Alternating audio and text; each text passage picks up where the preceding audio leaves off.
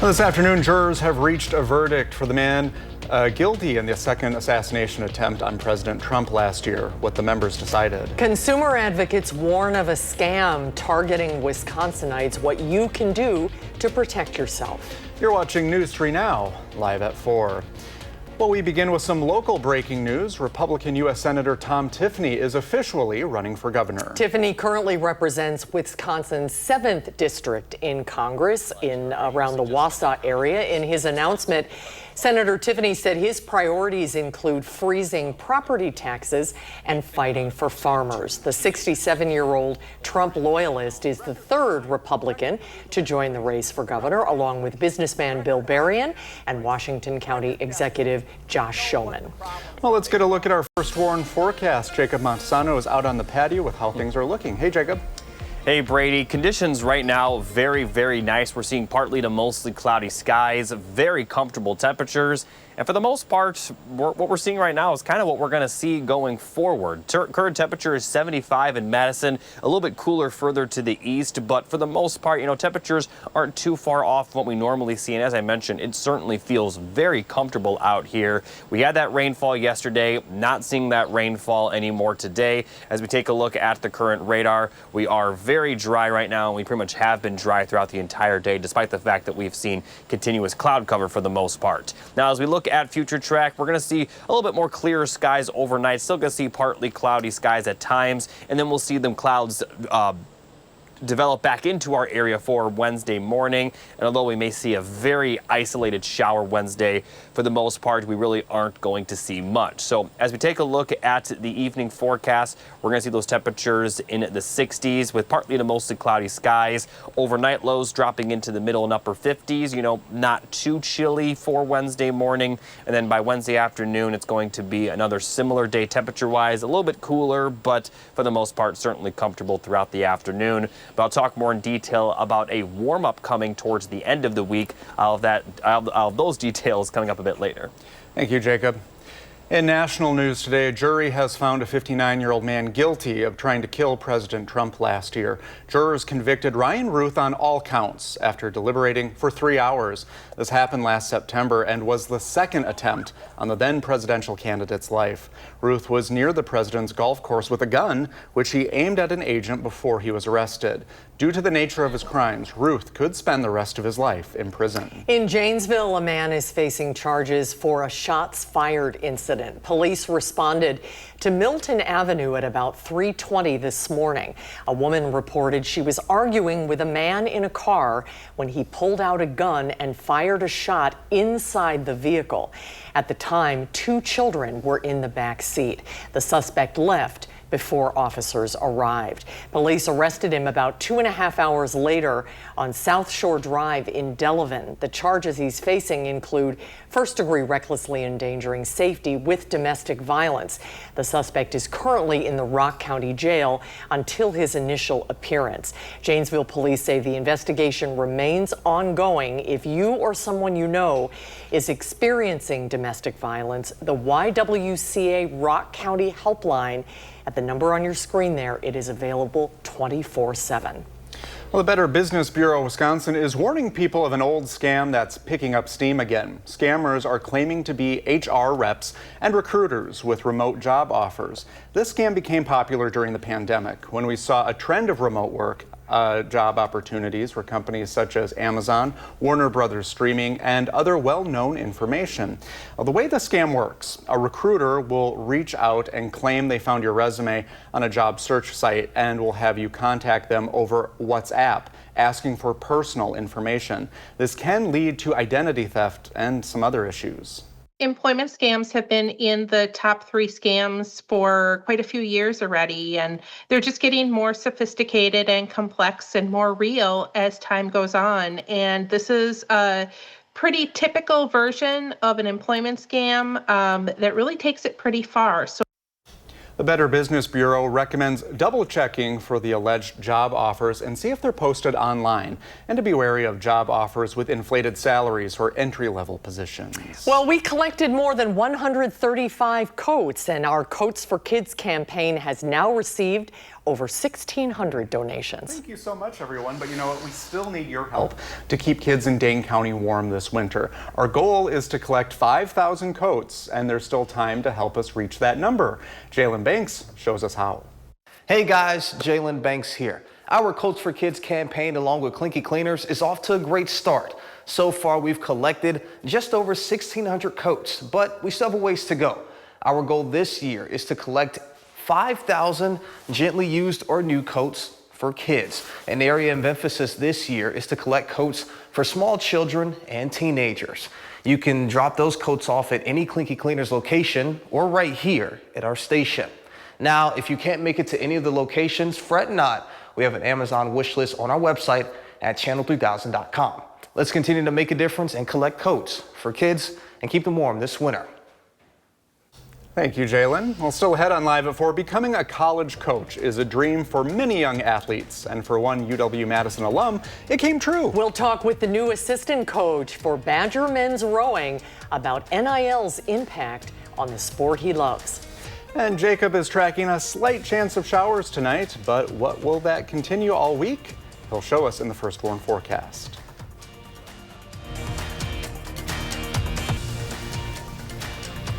Well, in the 608, the Wisconsin Cheese Ball returns to Madison this week. And you know what? This is the ultimate celebration of Wisconsin's cheese culture. The dairy farmers of Wisconsin sat down with our Josh Spreiter for a preview.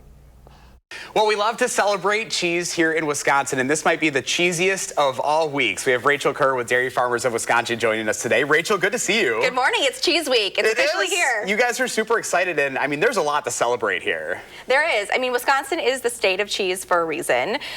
We are, dairy is synonymous with the state of Wisconsin, and so the Art of Cheese Festival is put together to celebrate just that. A weekend of 30 different events, all celebrating a humble ingredient, Wisconsin cheese. Yeah, and of course, you've got a lovely cheese board here today because we love cheese in Wisconsin. And why is it so important for us to celebrate this culture here in the Badger State? Well, dairy is really what we do in Wisconsin. It's who we are. And really, you cannot have great cheese without great high-quality milk. And so this event truly honors the dairy farmers who work tirelessly to create such a humble ingredient that Wisconsin's master cheesemakers craft into over 600 different varieties of cheese. And so for this weekend, we have people descending on Wisconsin from all over the country. In fact, there's people from 30 different states planning to attend the festival, and locals, of course, to really enjoy what Wisconsin has to offer and enjoy the culture that we've cultivated here in the state. Well, all sorts of event, but the big event is coming up Friday, the Cheese Ball. Yes, the Cheese Ball is the marquee event of the weekend. It's our biggest celebration of Wisconsin cheese. There are still tickets available, so make sure to get yours now before they sell out. But we'll be joined by host Andrew Zimmer, who's going to MC the evening, chef from Bizarre Foods, who you probably love and know. And of course, we'll have some musical acts by the Pork Tornadoes and all of the cheese you can enjoy and sample and just celebrate. What's not to love? I know I'll be there. My husband's coming with me. I mean, this is really what it's all about, is getting together and celebrating the cheesiest community of them all, right? Exactly. I mean, this room will be filled with hundreds of cheese lovers from around the country, from locally, people who just want to celebrate it. And there's a lot of fun little surprises throughout the evening at the Cheese Ball. Obviously, we'll have lots of cheese. We're going to have the Wisconsin Cheese Bar, where mongers from our friends at Fromage Nation will be serving up different bites of cheese. Jennifer Billock, who's known as the Cheese Tyromancer, can actually divinate your future from a single piece of cheese. Oh my gosh. So I think that is going to be a must not miss moment of the Cheese Ball. And there'll be all sorts of different sampling stations, a raclette station. Chef Giovanni is going to be hand pulling fresh Wisconsin mozzarella. So all sorts of fun experiences that you won't want to miss. And then what's happening Saturday? Saturday is Cheese Fair off the square alongside Dane County Farmers Market. That's open from 8 till 1. And that's for cheese lovers of all ages to come and shop from 18 different Wisconsin producers from around the state. So not only will you see your fan favorites like Hooks and others at the Dane County Farmers Market, but come on over to Martin Luther King Drive and you will be able to see and sample from a lot of different Wisconsin cheesemakers. Oh, it's going to be a great week. All right, where can people learn more about all of this stuff? artofcheesefestival.com. That's where you can check out all of the events, check out your tickets, and make sure to snag them before they're gone. All right, Rachel, thank you so much. Have a great week. You bet. Thanks. We appreciate it. More details up on channel3000.com. We'll send it back to you guys. All right. Thank you, Josh and Rachel. That sounds like so much fun, I doesn't want to it? go. On Saturday, speaking of fun events, there's another great one coming up. September 27th, the True North Festival will be at the Duck Pond, and it features some of Madison's best chefs, restaurants, and a lot of local and regional music. And Madison Magazine is a proud sponsor of the event. Tickets can be found at truenorthfest.com, and they start at $15. $2 from each ticket sold will benefit Domestic Abuse Intervention Services, DAYS, and the Dane County Food Collective. We love that the summer festivals are rolling on. This weather continues to be sunny and dry. A prolonged stretch of it. It'll be good for the harvest for farmers, that's for sure. Yeah, the next 10 days are looking very, very nice. Might even get a little bit warm at times. You know, it is officially fall.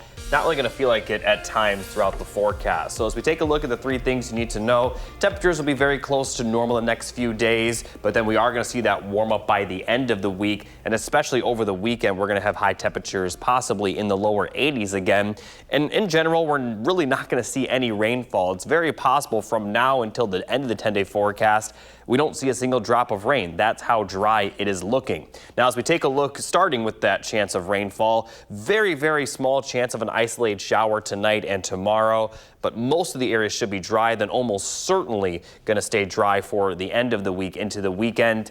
And this is also expected to continue for next week as well. Now, looking at the overnight forecast, low temperatures will drop into the middle 50s, so maybe a little chilly during the morning hours, but during the afternoon it will warm up fairly comfortably. The cloudy skies tomorrow will lead to temperatures potentially only in the upper 60s, although a lot of the area will see those highs in the lower 70s. Now, as we take a look at the high temperature trend going forward, they're going to rise very quickly once we get to Friday and the weekend. Highs are going to be near 80 degrees. Likely not going to see the widespread 80s that we saw at times last week, but 80s could definitely return.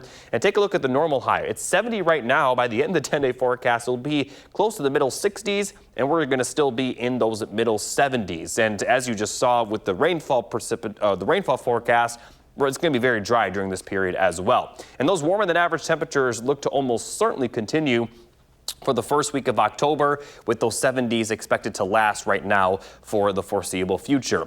Now, although it doesn't necessarily feel like fall, it is officially fall now. And look at the fall color report, there's really not a lot of change. Some patchy spots in northern Wisconsin, but we're going to be into October very shortly here. And that's normally the beginning of October is when northern Wisconsin sees its peak with the fall colors. And they're certainly not close and likely not going to get to that peak in early October. So they're going to be late, which likely means we're going to be late as well with the fall colors. Right now, they do have a projection for the first week of November being the peak for fall colors, when we normally in southern Wisconsin see mid to late October being the peak. But don't worry, those colors will change eventually. Just these temperatures are not really going to allow them to as much, as we could see those 80s return. But at the very least, we'll see highs in the 70s with plenty of sunshine. Not too concerned right now about drought conditions forming, so really hard to complain about this forecast. I agree. Thanks, Jacob. Well, to Wall Street now, the Dow dropped 89 points. The NASDAQ is down 216. The S&P 500 is down 37. Time is running out to get a big tax credit for buying an electric car. Under the president's spending and tax package, the $7,500 federal tax credit for EV buyers ends October 1st. In the weeks leading up to the deadline, some buyers have rushed out to get deals. Industry insiders predict that losing the tax credit will likely cause a sharp drop in EV sales. The Department of Transportation says it's reached its goal of hiring 2,000 air traffic controllers this year. The hiring blitz is in response to the ongoing shortage of critical air safety workers at the FAA. The DOT has announced plans to supercharge the air traffic control workforce following January's mid-air collision between an American Airlines jet and an Army helicopter. That crash near Washington left 67 people dead. Following the collision, Air Traffic Controller Academy trainee salaries went up 30%, and the hiring timeline trimmed by 4 months. Spirit Airlines announced it's putting about 1,800 flight attendants on leave as it cuts flights and restructures the business. The business to reduce costs, the budget carrier has filed for Chapter 11 bankruptcy protection twice this year. We have a recall alert for those who bought shrimp recently. The FDA is recalling 85,000 bags of shrimp due to unsanitary conditions in which the shrimp may have been contaminated with a radioactive element. The items were sold between June 12th and September 17th at several retail locations across 31 states, including Wisconsin. You can find specific UPC and lot codes as well as photos of the recalled shrimp on the FDA's website. Now, so far, none of the products have tested positive for radioactive material. From athlete to coach, Lowell McNicholas has always been true to himself. We'll discuss the importance of identity with the new assistant coach for Badger men's rowing when Live at 4 returns.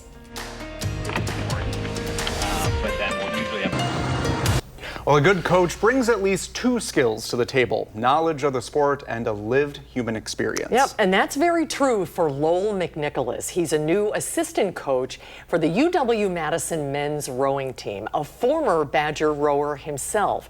In part 2 of our interview, we're talking with Lowell about how the current world of college athletics and athlete profitability is affecting rowing, plus how his own journey of self-acceptance is influencing how he mentors the team. Whatever's going on here just calls to us. There's, a spiritual connection, a physical connection that's deeply calming. I don't know if you feel that serenity in November on the water. You have the days where it's like this, and even though it's cold, because you're working hard, because you're with your team, it's the best place to be. I mean, I still remember the last time I pulled into the launch when I thought this was, the end of my coaching career here before I moved on, of I'm sad to leave this. And even though it was a, very, very cold day in November, it's always a good day to be out on Mendota. You were featured in Outsports for your coming out story. Yeah. And I have to imagine that even in a team setting or even in a collegiate setting, members of the LGBTQ student community, they might feel a little isolated or alone if they don't have an example that mirrors themselves back to them. Do you think your visibility could help some students on this team simply by saying hey, Lowell's a mentor and I see how well he's done? I hope so. Yeah, I hope it helps. I was fortunate to grow up in and around Madison where so many adult professionals were out. So coaches that I had, teachers that I had, one of the first bosses that I had, they were out. And so when I was growing up, it was very normal in just my life experience of these are the opportunities, these are the places I could go that I thankfully never experienced closed off nature that can come with that too. So I hope that being here can, help encourage someone to see a future for themselves that they maybe didn't see before. But on the other hand, it could just be a conversation one-on-one. I've had athletes come to me where they're maybe not ready to come out publicly, but just to be able to share that with me takes so much weight and pressure off of them of, one, being able to connect with someone and talk honestly about your experience is huge. It helps me get to know them better of, what makes them tick, what motivates them, what they're frustrated with. And so we get to know them on a closer level as well. So I always encourage folks, whether it's on the first day of school, I say, hey, I'm Lowell, I'm out, I'm gay, my husband and I live in Madison, and share that story, or it's just, kind of comes up casually in conversation, trying to make it more normal around the boathouse because we're all here, it's happening. Badger rowing has one of the longest traditions in the country, 150 years. Yeah.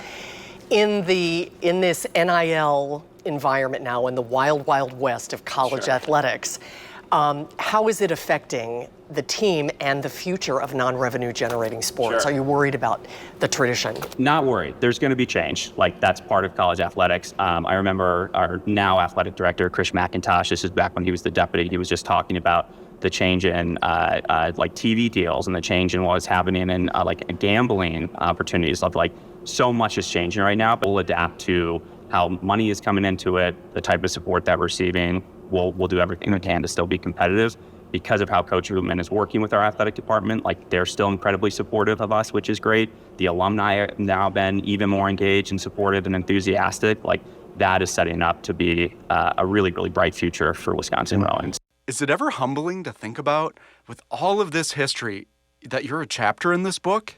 It's incredible to be in this space and part of this program. Again, when I was in high school, my college coaches rowed here, and so those were the individuals that I looked up to and revered as that's peak of what rowing can take you. And again, as a freshman, it was I'll do this my freshman year, and what a cool opportunity. I don't anticipate taking this all 4 years or even coaching. And so to be able to be part of it for that amount of time was, again, a dream come true that I didn't even know that I had. Lowell McNicholas, thank you very much for that interview. It was a pleasure to talk with you. And he's also the first director of Wisconsin High Performance Training Center, and that'll see him lead efforts to recruit, develop, and support national team caliber talent right here in Madison. You can find both parts of our interview, by the way, on our website, channel3000.com. Do you think we found our calling as sports reporters? Good question. Ease into it. Yes. In our next half hour, Jacob Montesano joins us with a look at your first warn forecast when we could see some showers tonight. And the saga of an embattled beagle breeder continues. Armand Rahman tells us what's next for Ridgeland Farms after being hit with hundreds of violations. We'll be right back.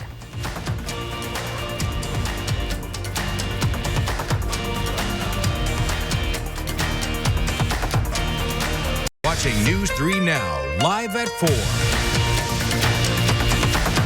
Hello, everybody. Welcome to Live at 4. Yeah, thanks for having us in. We are really easing into fall, aren't we? Another pleasant day out there. Yeah, it's actually warm, and it's going to be feeling even warmer from here. Let's take a look outside today.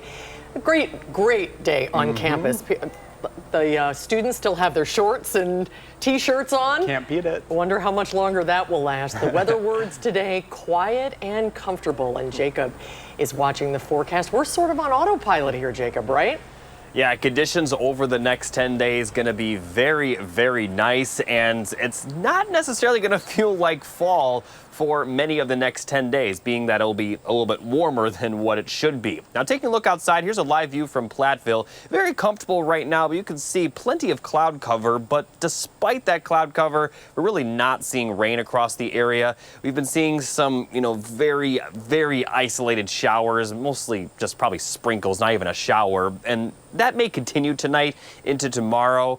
But for the most part, we're really not going to see much in terms of rainfall. We'll continue to see partly cloudy skies, maybe some clear skies at times, but then once we get to Wednesday morning, we're going to see quite a bit of cloud cover develop, but still not really going to see a lot of rainfall. Now, as we take a look at the temperature forecast, this evening they're mostly going to be in the 60s, so pretty comfortable for the most part, dropping into the middle 50s overnight. Above normal compared to the average lows, maybe a little chilly at times, but certainly not too bad. Despite the cloud cover, we're still going to see temperatures getting up to near 70.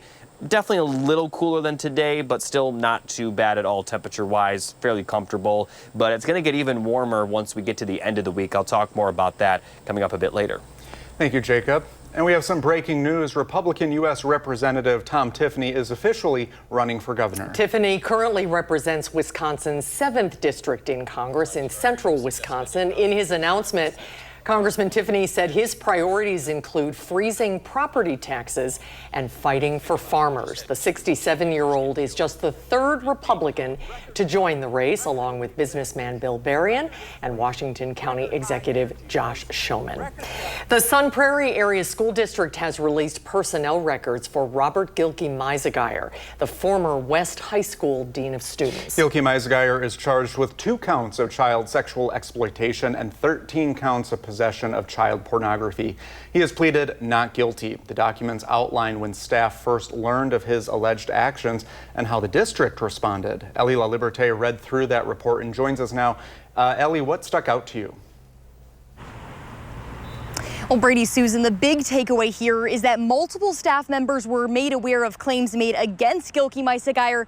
They failed to report it to the proper authorities. Now let's take a look at the timeline here that these documents break down. So this really begins in early April. The district gets a message alleging inappropriate conduct between a student and Gilkey-Meisgeyer. That message is forwarded to the principal, and Gilkey-Meisgeyer is placed on leave immediately. 4 days later, an investigation from the district begins, and after speaking with a student, a parent, and Gilkey-Meisgeyer, a staff member determined there was not an inappropriate relationship. Gilkey-Meisgeyer returned to work the next day. Now to May, Gilkey-Meisgeyer doesn't report a student's claim of sexual act involving a different teacher. Instead, records show he warned that teacher about the allegation. The teacher is no longer employed, though he faces no criminal charges. In June, the district finds out about that incident, and he admits to not reporting child abuse. Gilkey-Meisgeyer is once again placed on leave. The district terminates him about a week later. Now, Gilkey-Meisgeyer wasn't arrested, though, until July. Now, the executive director of Safe Harbor Child Advocacy told me that one of the biggest issues was that mandatory reporting must go to law enforcement. Therefore, forwarding concerning messages to the principal doesn't count. I think one thing that reporters need to remember is that you're not an investigator. You don't have to have evidence. What you need to have is a concern. And the report would be expressing all the things that have led you to be concerned about a child's welfare. Now, multiple staff members have been placed on leave. The principal also removed, but it's not clear if she was placed on leave as well. Tonight at 6, I talk with a parent who says that releasing these records just isn't enough to restore trust in the district. But for now, reporting live outside Sun Prairie West High School, Ellie La Liberté, News 3 Now. Ellie, thank you. Next week, lawmakers will meet at the state capitol to talk about child abuse and neglect in Wisconsin. Ahead of that hearing, a child trauma advocacy group is calling for an expansion of Act 78, which requires the Department of Children and Families to notify the public in cases of child death, serious injury, and egregious or critical incidents due to maltreatment or suspected maltreatment. Advocates say that definition is not inclusive enough for children who are victims of sexual abuse. There's a lot of harm being done to that child through their well-being, through their development, through their mental health. And I don't know that Act 78 really gets at that impact of harm. Henry says if the impact of child sexual abuse is not included in the definition, those instances will not be included in the annual report lawmakers will discuss on September 30th. And that hearing takes place at 10:30 in the morning. Well, our coverage of Ridgeland Farms beagle breeder continues tonight. The Blue Mounds facility met with the Department of Ag Trade and Consumer Protection. After being hit with more than 300 violations from the agency, Arman Rahman has the latest on what could come next for the embattled breeder. Arman. Brady and Susan, like you said, DATCAP hit Ridgeland with 311 violations and a penalty of $55,000. They met with Ridgeland yesterday to discuss these violations. And according to a representative from Ridgeland Farms, who we'll hear from later, the meeting was short because DATCAP only wanted to let the facility know it could accept the terms or face further enforcement. Now, according to state law, DATCAP does not have the authority to enforce crimes against animals. That falls under local law enforcement. And Ridgeland claims it answers to the USDA and has been complying with the Animal Welfare Act. Animal rights advocates say this leaves their hands tied and more than 3,000 dogs stuck with no way out. But with the 311 violations, the majority of those are all for cherry eye surgery. And so it's just a terrible procedure that, experts have argued is not even necessary. I think the biggest question is just like, what does it take to have a license revoked in the state of Wisconsin? Now, Ridgeland Farms claims that the cherry eye surgery mentioned there is necessary for research, and the standards DATCAP was holding them to were closer to that of a veterinary clinic. I'll have more from that representative from Ridgeland Farms, as well as how Dane County leaders are trying to get involved tonight at 6. Arman, thank you. Well, the president is urging people not to take Tylenol while pregnant, claiming it increases the chance of their child developing autism. Dr. Jeff Potoff from UW Health will join us to talk about the safety of the drug and whether people should still use it. And it may be the first week of fall, but it sure doesn't feel like it yet, right? Jacob Montesano shows us whether we can expect cooler temperatures anytime soon in his first WARN forecast. After that tough loss over the weekend, the Packers are now preparing to play the Cowboys next Sunday. But before the game, the Pack has to take a look at what went wrong with the Browns. Our senior Packers writer Jason Wilde has in-depth analysis from Green Bay. The Packers pride themselves on their offensive linemen being versatile, but it's possible that 2024 first-round pick Jordan Morgan doesn't fit that profile. He played right tackle, then he played left guard in the loss on Sunday in Cleveland and struggled at both spots. I asked Matt LaFleur if maybe the Packers were stretching him too thin. Here's how he replied. Do you think you're spreading them too thin, or how do you I think there's some merit to that for sure. I think especially when you look at just yesterday playing multiple spots in one game, I don't think that's easy on anybody, especially a guy that's still a relatively young player. So that's something that we've got to certainly look at. Now, one thing is certain, the Packers have to do a better job of protecting quarterback Jordan Love. He took 5 sacks in Cleveland, tying a single-game career high. And while the Dallas Cowboys defense isn't as good as the Cleveland Browns, doesn't change the fact that the protection has to be better. We'll have full coverage throughout the week leading into the game for free. And make sure you sign up for our Packers newsletter, which delivers our coverage directly to your inbox every single day. In Green Bay at Lambeau Field, I'm Jason Wilde. All right, Jason, thank you. Better luck this weekend. We got this. When we come back, Jacob has a look. Summer is hanging on in the forecast. And we'll fact check the president's claim that Tylenol use during pregnancy is linked to increased chances of a child developing autism.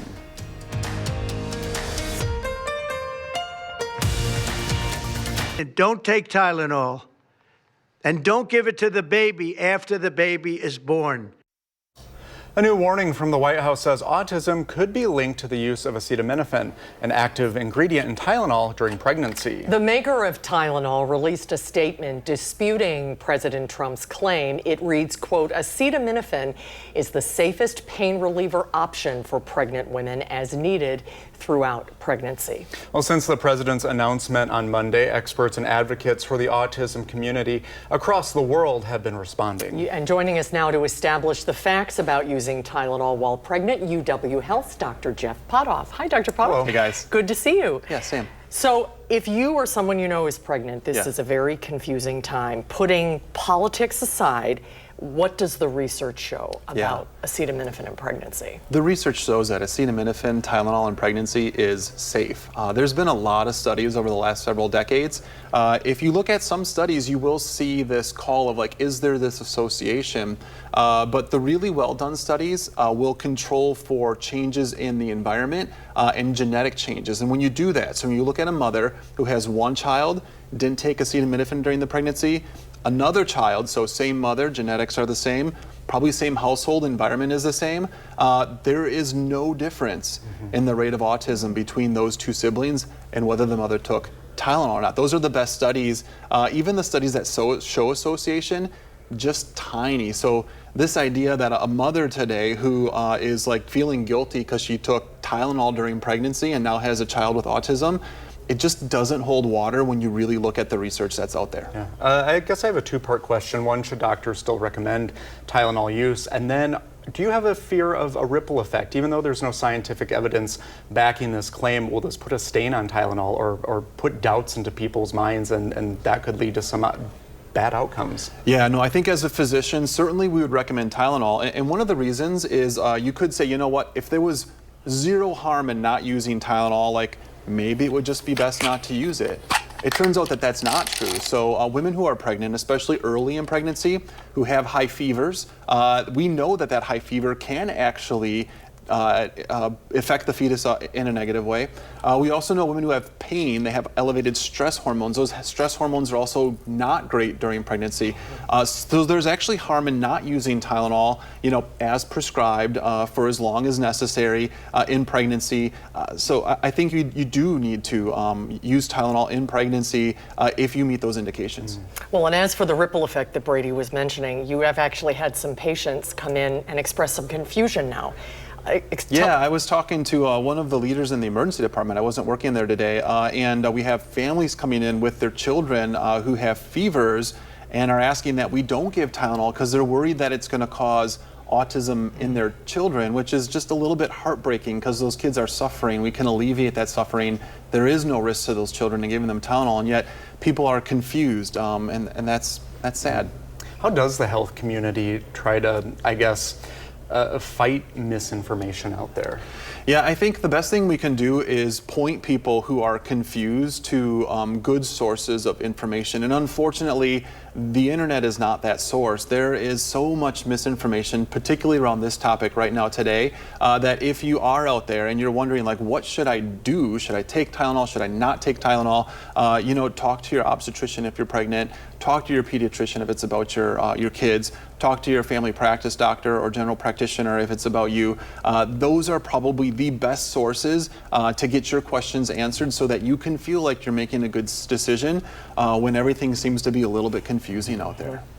And just finally, to put a button on this, is there any scientific link between Tylenol and autism? No, there is no good data that says Tylenol causes autism. Thank you, Dr. Potoff. Thanks, Dr. Potoff. Good to see you. Yeah. Let's get another check of our forecast. Here's meteorologist Jacob Montesano. Thanks, Brady. As we take a look at the 3 things you need to know, we're going to see temperatures close to normal the next couple of days. But then as we get towards the end of the week, they are going to warm up, possibly near 80 for highs, especially by the weekend. And during all this, we're really not going to see much rain. In fact, there may not be any rainfall at all going forward for at least the next 7 to 10 days. Here's a look at the 7-day precipitation chance. Very small chance of an isolated shower tonight, tomorrow, maybe tomorrow night. But if it does rain, it's going to be very, very light and very brief, but my guess is most of the area won't see any rain at all. And right now, there's pretty much no chance of rain for the end of this week into early next week. Now, as we take a look at the temperatures tonight, we're going to see lows dropping into the middle 50s with a mix of clouds and clear skies. And then tomorrow, we're going to see quite a bit of cloud cover for most of the day. But again, not expecting much rain. Highs will be in the upper 60s to lower 70s, so it will be cooler, but it's not going to be too chilly. Might be chilly in the morning, but for the most part, very close to normal for this time of the year. But then that's not going to be the case as we head towards the weekend. Highs will be in the upper 70s Friday, possibly lower 80s for Saturday. And those temperatures are going to continue for the most part through the early portion of next week. And take a look at the normal high all the way down here. The normal high by the end of the 10-day forecast will be in the middle 60s. We're going to be in the middle 70s. And even beyond just the next 10 days, the 8 to 14-day temperature outlook suggests we're going to continue to see above normal temperatures across the region. But we're kind of getting into the time of year where we kind of want to see above normal temperatures. But it is going to be noticeably warmer compared to where we should be. And it is technically fall season, not really looking like fall. Here's another look at the fall color report, mostly just some patchy spots in northern Wisconsin. Now, as we take a look at the full 7 to 10 day forecast, again, very, very dry. Even through most of next week, we don't really see any chance of rain in the forecast, let alone anything too major. Just a few light chances of rainfall tonight into tomorrow. So overall, I'm sure many people will enjoy this forecast, and it may even feel pretty warm and borderline summer-like at times over the weekend.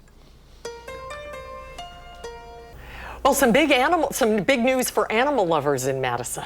Henry Viola Zoo is gaining a new resident. Nora is a 26-year-old polar bear. The zoo hopes to introduce Nora to a male bear so she can raise some cubs. The zoo says the move is part of a larger effort to protect the species, which faces a high risk of extinction. The announcement wasn't clear about exactly when you'll be able to see Nora, but it says it will be coming up in the coming months. Jacob, we got to help Nora out. This is too warm for her. Not polar weather. Yeah, it will eventually get cold, and trust me, everyone will be wishing for these warm temperatures when they do. But the next 10 days, really hard to complain. Very little rainfall, and we're not too concerned about drought conditions forming, so just enjoy the weather. That's very good advice. We'll be right back. And coming up on News 3 Now at 5, what you need to know to protect yourself from a scam consumer advocates are warning Wisconsinites about. Thanks for watching Live at 4 today. We'll see you back here tomorrow. And you can always find us streaming 24/7 on Channel 3000+. News 3 Now at 5 starts right now.